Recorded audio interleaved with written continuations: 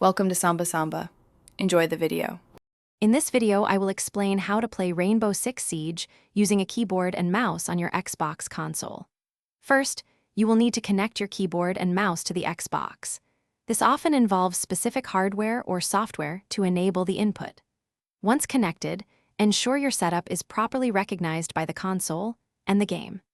This foundational step is crucial for a smooth gaming experience, allowing you to move forward with optimizing your controls.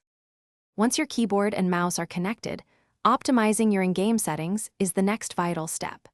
You will want to adjust your mouse sensitivity to achieve precise aiming, allowing for quick and accurate target acquisition. Remap keybinds to positions that feel natural and efficient for your hands.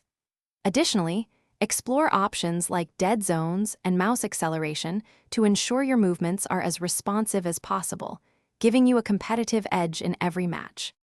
With your settings dialed in, focus on mastering specific keyboard and mouse techniques.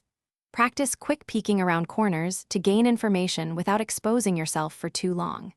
Develop muscle memory for controlling weapon recoil, which is crucial for consistent shots. Work on your flick shots for rapid target acquisition, especially in close quarters combat. Remember, effective communication with your teammates is always key to victory, regardless of your input method. Using a keyboard and mouse on Xbox offers distinct advantages, such as superior aiming precision and faster, more fluid movement compared to a controller. However, be prepared for a learning curve as you adapt to this new input method. Some setups might introduce a slight input lag, which can affect responsiveness.